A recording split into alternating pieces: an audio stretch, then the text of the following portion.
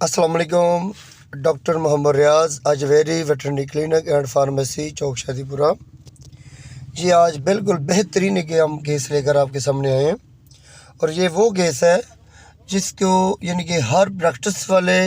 और हर यानी कि फार्मर को इसकी ज़रूरत है और आपको पता चल सके कि ऐसे जानवरों को क्या मसला बनता है, क्या असल में इसकी डिज़ीज़ क्या है, इसको प्रॉब्लम क्या है, इसका इलाज क्या है,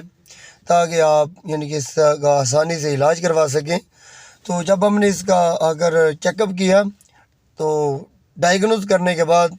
हमने मालिक से भी हिस्ट्री ली तो उन्होंने तो यही बताया कि ये गाय को कब्ज़ हुई है, ये यूरिन करते वक्त भी ज़ोर लगाती है और कब्ज़ यानी कि कॉन्स्टिपेशन का मसला भी पेश कर रही है, गोबर करते वक्त भी ज़ोर लगा रही है और बार बार ज़ोर लगा रही है। एक और चीज़ जो है वो भी उन्होंने बताई कि सिर्फ ये 2 से 3 मिनट तक अपनी टांगों पे खड़ी होती है, फिर फ़ौरन ये बैठ जाती है और बैठकर चारा भी खाती है और जुगाली भी करती है। और ये इन्होंने इधर नज़दीकी अपने हरबंसपुरा कॉलोनी में जो यानी कि इधर डॉक्टर जो अपना फील्ड प्रैक्टिस करते हैं उनको ये चेकअप भी करवा रहे थे और इनका ये ट्रीटमेंट भी करवा रहे थे। उन्होंने इसका डायग्नोज करके ये बताया कि इसने कोई बड़ी खुराक यानी कि सख्त गुज़ा, वंडा, दलिया या चोकर वगैरह की या खल वगैरह की ज़्यादा मकदार में खुराक खा ली है, जिसकी वजह से इसके मैदा में कब्ज़ का मसला बन चुका है, इन्फेक्शन ऑफ यूरिन बन पड़ चुका है। हत्ता कि इसको बन तो नहीं था क्योंकि मैंने डायग्नोज किया था, गोबर करती थी, ज़ोर लगा के कब्ज़ यानी गोबर करती थी। यानी कि ये सारी हिस्ट्री जो उसका छोटा भाई है ये भी बता रहा है कि ये गोबर बिल्कुल थोड़ा थोड़ा गोबर करती है और यूरिन भी करते वक्त भी बहुत ज़्यादा ज़ोर लगाती है, हत्ता कि ये गिर जाती है और इसको अपनी टांगों पे खड़ा नहीं हुआ जा रहा, स्टेबल नहीं हुआ जा रहा, अनएबल टू यानी कि बैक लेग्स जो होती हैं वो उन पे यानी कि ये मुकम्मल तौर पर ये नहीं खड़ी हो सकती, ये बैठ जाती है फ़ौरन। ये हमने इधर खड़ी करके इसको चेकअप कर रहे और साथ हमने इसको एक ड्रिप भी लगा दी है ताकि हम इसकी तशख़ीस करें और साथ हम इसकी यानी कि इसका ट्रीटमेंट भी शुरू कर दिए। ये हमने देखे, हमने इसकी दुम को पकड़ कर हिलाया, हिलाने से ये इधर से आवाज़ आ रही है जैसे ये फ्रैक्चर हुआ है। ये जो फ्रैक्चर जो है ये भी कोक्सीजियल वर्टिब्रा के पास ही है और ये नर्वस सिस्टम और जिसको हम हराम मगज़ कहते हैं जो स्पाइनल कॉर्ड के यानी कि ये स्पाइनल कॉर्ड यानी कि सर्वाइकल से और इसके अलावा जो गर्दन से वर्टिब्रा यानी कि सर्वाइकल वर्टिब्रा, थोरेसिक वर्टिब्रा और इसके साथ साथ कोक्सीजियल वर्टिब्रा और इसके साथ सिक्रम और कोक्सीजियल वर्टिब्रा जो जितने भी एपिड्यूरल एना जो अपना यानी कि एनाल्जेसिक या अपना यानी कि जो हम पिछले हिस्से का हम जो बेहोश करते हैं एनाल्जेसिया यानी कि समझ लें कि उसको सुन करते वक्त भी हम जो इंजेक्शन वगैरह लगाते हैं, हमने सारा पूछा इसको कोई प्रोलैप्स का मसला तो नहीं है, इसको पिछले हिस्से में कोई इंजेक्शन वगैरह तो नहीं लगाया, वो बोले नहीं लगाया हमने। तो ये भी सारी तशख़ीस हम कर रहे हैं कि हो सकता है कि यानी कि ये जो कोक्सीजियल वर्टिब्रा में या सिक्रम वगैरह में जो किसी ने यानी कि बेहतियाती की वजह से इंजेक्शन लगाने से इसको कोई मसला न बन गया हो पिछले हिस्से का। इसकी दुम जो है ये बिल्कुल काम नहीं कर रही, ये बिल्कुल हिल नहीं रही। हम दुम के पास आकर ऊपर से वज़न डाल रहे हैं, ऊपर से दबा रहे हैं, ये नहीं हिला रही। और ये हमने एक और ये भी काम किया कि हमने इसको अपनी यानी कि नीडल के साथ भी हमने इसको पीछे से यानी कि लगाया तो फिर भी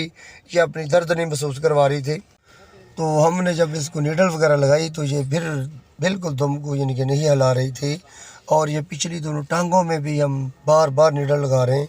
ये बिल्कुल ये हर हिस्सा काम नहीं कर रहा। लेकिन ये अपनी टांगों पे इसको जब खड़ा करने की कोशिश करते हैं तो ये अपनी टांगों से खड़ी तो हो जाती है लेकिन थोड़ी की देर के बाद ये बैठ जाती है, जिसकी वजह से जब ये इसको कब्ज़ वगैरह या गोबर वगैरह की अपना हाजत होती है तो ये ज़ोर लगा कर गोबर करती है, क्योंकि इसके जो इनके दुम के जो वर्टिब्रा है, मोरे जो हैं वो मोरों में जिनकी चोट लगी हुई है, ये गाय किसी जगह पे ये गाय गिर चुकी है, या फिर किसी ने कोई चोट लगाई है, या किसी ने कोई डंडा वगैरह मारा है, या फिर हो सकता है किसी जानवर ने कोई टक्कर वगैरह लगाने से इसकी जो पिछला हिस्सा जो है वो दुम के ऊपर वाला कॉक्सिजल वर्टिब्रा और उसके बाद सिक्रम यानी कि वहाँ पे चोट लगने की वजह से इसके हराम मगज़ में यानी कि जो खून की सप्लाई होती है, हराम मगज़ जो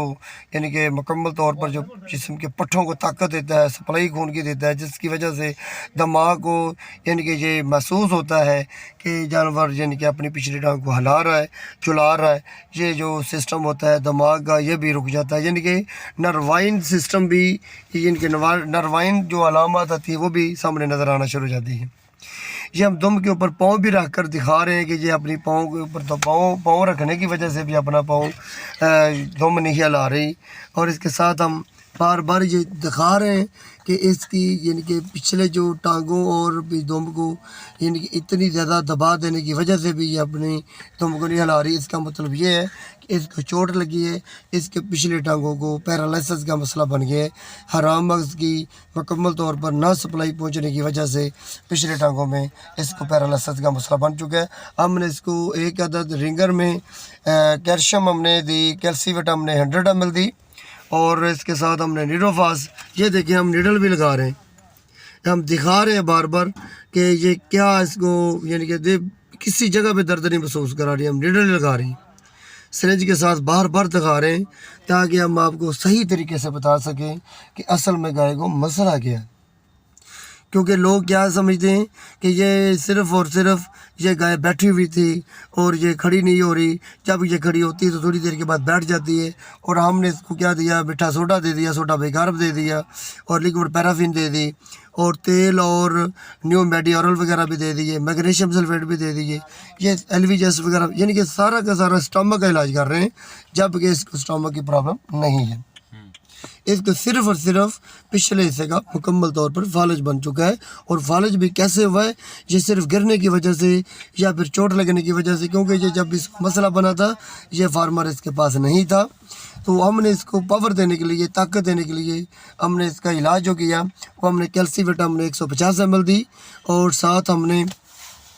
नीरोफास हमने 40 ml दिया, न्यू प्री साइनोफास हमने 40 ml दिया, साइनोकोप हमने 10 ml दी, और डेक्सामेथासोन हमने 15 ml रिंगर में ड्रिप में डालकर इसको IV दिया। और इंट्रामस्कुलर तौर पर हमने जो इंजेक्शन लगाए वो हमने 15 ml कीटोजेट दिया, और साथ एंटीबायोटिक के तौर पर 10 cc एनरोफ्लॉक्सासिन दिया, और सेलिवेट का हमने 20 ml का यूज़ किया, और साथ खाने के लिए हमने इसको यानी कि मल्टीविटामिन्स विटा गोल्ड सुपर 50 ग्राम रोज़ाना की बेस पर हमने इसको खिलाने का मशवरा दिया,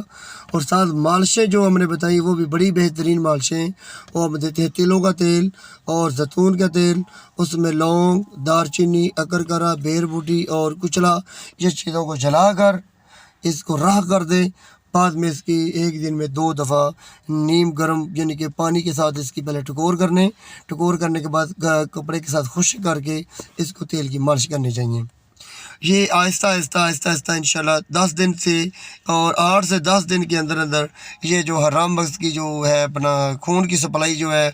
ये इंशाल्लाह चलना शुरू हो जाएगी। लेकिन ये दुम जो है ये तो मुकम्मल तौर पर ये डेड हो चुकी है, इसकी हम इनको गारंटी नहीं दे रहे, और ये चलने फिरने में थोड़ी सी बेहतर हो जाएगी। गोबर का भी जो मसला है वो भी इसका हल नहीं हो सकता, क्योंकि इसके वर्टिब्रा को इनके कोक्सीजल वर्टिब्रा को चोट लगी हुई है, जिसकी वजह से ये नहीं उठ सकी। क्योंकि ये आखिरी मोरे होते हैं, तो हाँ अगर थोड़ा सा भी आगे इनके वर्टिब्रा को चोट लग जाए तो फिर ये जानवर मुकम्मल तौर पर पूरी ज़िंदगी के लिए बेकार हो जाता है। ये सिर्फ और सिर्फ दुम के आखिरी मोरे पे चोट लगने की वजह से ये गाय का बचने का चांस हमें महसूस हो रहा है, क्योंकि हमने पहले भी ये केस काफ़ी यानी कि हैंडल किए हैं, भैंसों में भी देखे हैं, गायों में भी देखे हैं, लेकिन ये केस ठीक हो जाते हैं। लेकिन इनकी थोड़ी सी प्रॉब्लम रह जाती है। ये प्रॉब्लम ये होती है इसकी दुम मुकम्मल तौर पर पूरी ज़िंदगी के लिए बेकार हो जाती है, दुम नहीं हिला सकती, और इसके साथ जो गोबर करते वक्त इसको ऐसे ही महसूस होगा जैसे इसको कब्ज़ हुई है, लेकिन कब्ज़ नहीं होगी, क्योंकि ये ज़ोर लगाएगी, क्योंकि इसके रेक्टम का बाहर वाला मुंह जो है वो यानी कि ज़ोर लगाने से खुलेगा नहीं। जब गोबर का दबाव पड़ेगा, दबाव की वजह से ये गोबर कर सकेगी। ये सारी ज़िंदगी के लिए इसकी ये यानी कि जो आप निशानदही मैं बता रहा हूँ ये आपको नज़र आती रहेगी। फिर भी हम कॉन्स्टिपेशन के लिए हम ये देते रहेंगे वक्तन फ़वक्तन। मैग्नीशियम सल्फेट 200 ग्राम और एल्विजेस्ट हम 50 ग्राम,